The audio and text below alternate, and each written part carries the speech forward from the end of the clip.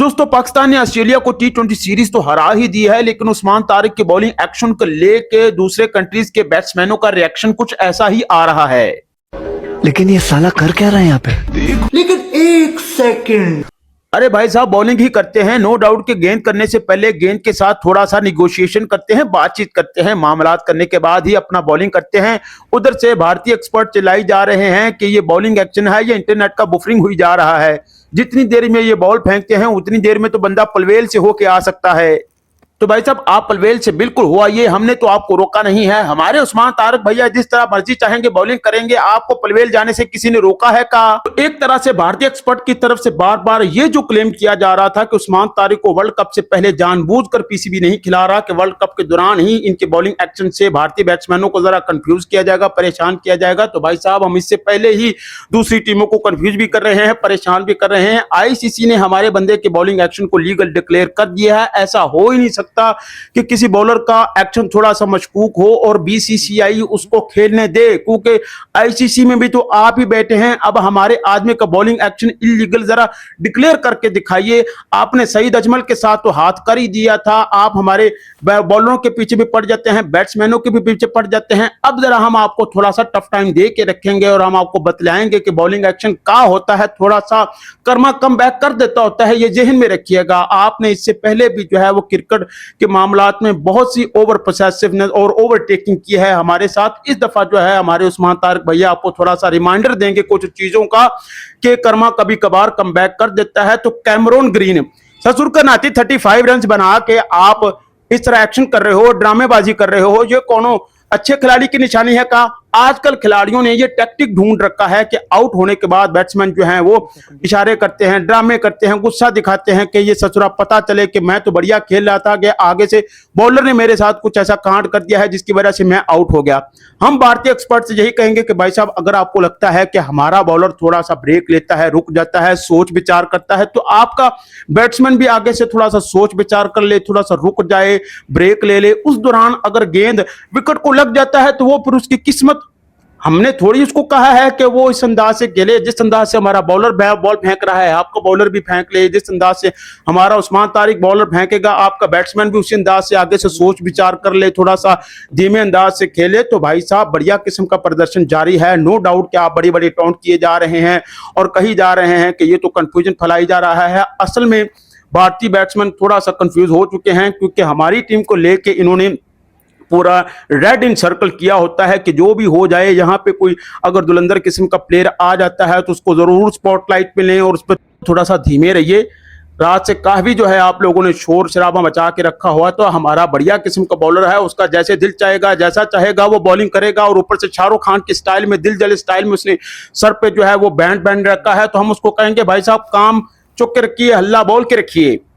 तो अगले बैट्समैन का ये हेसिटेशन और कंफ्यूजन ही उस्मान तारिक का सीक्रेट वेपन बन जाता है। तो हम भारतीय एक्सपर्ट से ये कहेंगे कि भाई साहब ऋतिक रोशन की मूवीज में इतने ज्यादा ब्रेक्स आ जाते हैं, तो हमने कभी उस पर एतराज किया जो आप हमारे बंदे के बॉलिंग एक्शन पे एतराज किए जा रहे हो? सलमान भाई की शादी में इतना ज्यादा ब्रेक आया हुआ है, हमने उस पर कभी एतराज किया?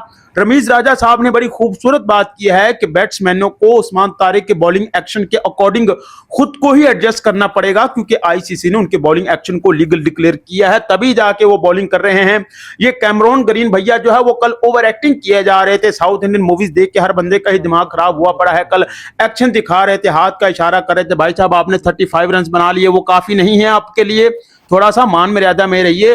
तो एक तरह से लीगल एक्शन है उनका, आईसीसी ने उन पर कोई जो है वो आपत्ति नहीं जिताई। तो भारतीय एक्सपर्ट से हम कहेंगे कि भाई साहब अपने आप को इनके बॉलिंग एक्शन के अकॉर्डिंग अपने बैट्समैनों को तैयार कीजिए, एडजस्ट कीजिए, कोई इतनी परेशानी वाली या कोई इतनी दुविधा नहीं है। ओवरऑल स्पिन के कॉम्बिनेशन ने बढ़िया ही परफॉर्मेंस दी है। अगर उस्मान तारिक के बॉलिंग एक्शन पे आपको परेशानी हो रही है तो अबरार अहमद का बॉलिंग एक्शन तो ठीक है ना, उसके सामने भी आप गड़बड़ा गए, शादाब खान ने भी आपको परेशान कर दिया। दो रेगुलर स्पिन खिलाने का कॉम्बिनेशन पाकिस्तान के लिए बहुत ही बढ़िया रहा। हम ये चाहते हैं कि इसी कॉम्बिनेशन को आगे वर्ल्ड कप तक मेंटेन करके रखा जाए।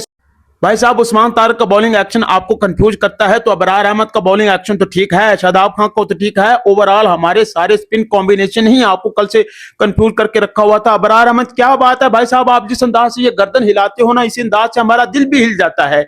जिधर जिधर आपकी गर्दन जाती है उधर उधर हमारा दिल आपकी तरफ चला जाता है। सलमान अली आगा साहब, भाई साहब आपकी तो बात ही क्या है, मैं आपका बहुत बड़ा फैन हो चुका हूं।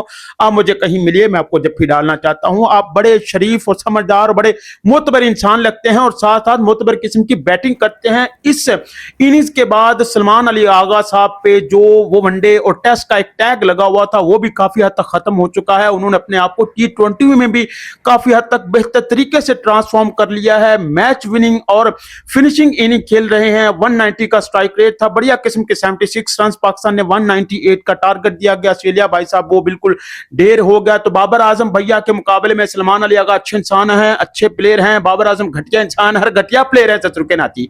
बाबर आजम के रूप में ऐसे लग रहा है कि जैसे हमारे गुनाहों का कोई हमें सजा मिल रही है, जो हमें बार बार इस अंदाज से देख रहे हैं तो हमें यह सजा कबूल है। इसी अंदाज से हम हो सकता है हमारे कुछ गुनाह बख्शे जाएं शत्रु के नाती को इस गंदी परफॉर्मेंस में देखते हुए। भाई साहब फखर और बाबर आजम की सूरत में असल में देखा जा रहा है कि इन दोनों में से हमने आगे किसको लेके जाना है। तो मैं वैसे कहूंगा कि बाबर आजम की जगह फखर को बार बार मौका दे दो। वो फिर भी जरा फौजी आदमी है, दलेर आदमी है, पठान आदमी है, खोपड़िया किसी भी वक्त उसकी घूम जाती है। तो फखर जमान को मत ड्रॉप कीजिए, शत्रु के नाते को ड्रॉप कर दीजिए। ओवरऑल बेहतरीन कॉम्बिनेशन रहा। इसी कॉम्बिनेशन को पाकिस्तान अगर वर्ल्ड कप तक मेंटेन रखता है तो बढ़िया परफॉर्मेंस रहेगी। चौथी होम ग्राउंड में जीती गई सीरीज है जो पाकिस्तान ने जीती है। ऑस्ट्रेलिया में जरा जाके हम इनकी मान मर्यादा का ख्याल रखते हैं कि यार हम इतनी दूर आए हैं तो काहे इनको सीरीज में हराना है। तो अपने होम ग्राउंड में हम बढ़िया किस्म का जीत जाते हैं। ओवरऑल हम इनके खिलाफ अच्छा परफॉर्मेंस देते हैं। बढ़िया मैच था भाई साहब, पाकिस्तान मैच जीत चुका है और अगर तीसरे T20 में पाकिस्तान हरा देता है तो बढ़िया किस्म का जो है वो व्हाइट वॉश, क्लीन वॉश, सारा कुछ वॉश हो जाएगा हमारा। ओवरऑल पाकिस्तान को स्पिन कॉम्बिनेशन में 2 रेगुलर स्पिन लाजमी लेने चाहिए, उस्मान तारिक और अबरार अहमद। इसी तरह 2 regular fast bowler Faheem Ashraf को ऑलराउंडर में आप चला लें, लेकिन बाबर आजम की जगह आप फखर जमान को ले गए हैं। और सलमान अली आगा साहब लव यू सर, आपका तो बात ही क्या है, मैं आपका बहुत बड़ा फैन हो चुका हूं। आपको जब भी डालूंगा, जब भी आपसे मुलाकात हुई। Best of luck for the 3rd T20 against Australia.